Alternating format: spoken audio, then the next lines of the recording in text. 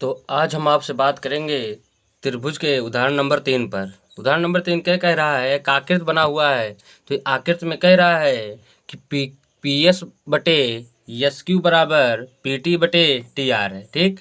और कोण P S T बराबर है पी आर क्यू के, यानी ये दोनों कोण बराबर हैं। तो सिद्ध करना है कि त्रिभुज पी क्यू आर एक समद्विबाहु त्रिभुज है, ठीक। तो समद्विबाहु, कोई भी त्रिभुज समद्विबाहु कब होता है? जब उसकी दो भुजाएं बराबर होती हैं, तब उसे समद्विबाहु कहते हैं। तो यानी पी क्यू आर त्रिभुज का हम कोई भी दो भुजा बराबर दिखा देंगे तो हम कह सकते हैं कि वो समद्विबाहु त्रिभुज है, ठीक। तो जो दिया था हमने लिख लिया। क्या दिया है? पी एस बटे एस क्यू बराबर पी टी बटे टी आर तथा कोण पी एस टी बराबर कोण पी आर क्यू। सिद्ध क्या करना है? सिद्ध करना है त्रिभुज पी क्यू आर एक समद्विबाहु त्रिभुज है, ठीक। अब हम उपपत्ति पर बात करेंगे और जो दिया होता है हम वहीं से स्टार्ट करते हैं, ठीक है। तो क्या दिया हुआ है देख लीजिए। दिया है पी एस बटे एस क्यू बराबर पी टी बटे टी आर। तो आप जानते हैं अगर किसी त्रिभुज में कोई रेखा त्रिभुज के दो भुजा को समान अनुपात में विभाजित करता है तो वो रेखा तीसरी भुजा के क्या होता है? समांतर होता है। किससे? थेल्स प्रमेय के विलोम से।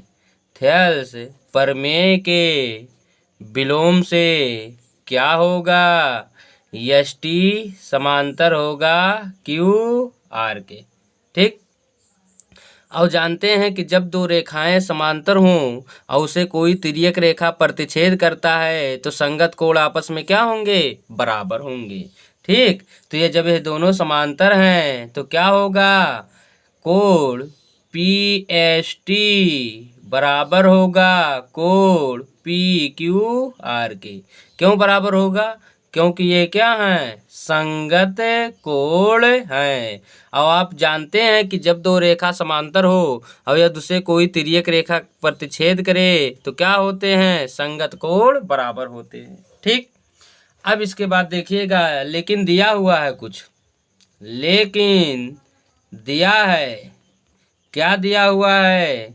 कोण पी एस टी बराबर कोण पी आर क्यू। इसको मान लेंगे समीकरण 1 और इसको मान लेंगे 2।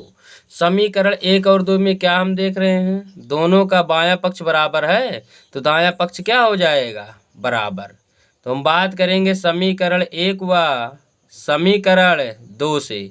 क्या होगा? कोण पी क्यू आर बराबर कोण पी आर क्यू, यानी पी क्यू आर बराबर कोण पी आर क्यू, यानी यह कोण और यह कोण क्या आ गए हैं? आपस में बराबर आ गए। और आप जानते हैं कि अगर किसी त्रिभुज में दो कोण बराबर हो तो उसकी सम्मुख भुजाएं भी क्या होती हैं? बराबर होती हैं, है ना। तो यहाँ लिखेंगे कि चूंकि बराबर कोणों के बराबर कोणों की सम्मुख भुजाएं बराबर होती हैं। बराबर कोणों की सम्मुख भुजाएं बराबर होती हैं तो क्या हो जाएगा? पी क्यू, इसलिए पी क्यू बराबर पी आर हो जाएगा, है ना। काहे कि यह कोण और यह कोण बराबर है तो इसके सम्मुख भुजा ये हुआ और इसके सम्मुख भुजा ये हुआ। तो बराबर कोणों की सम्मुख भुजाएं क्या होती हैं? बराबर। तो यानी कि पी क्यू आर त्रिभुज की दो भुजाएं बराबर हो गई हैं। कौन कौन? पी क्यू और पी आर।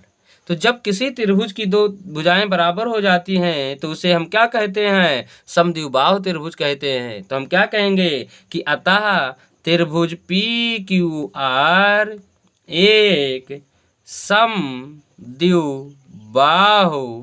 त्रिभुज है।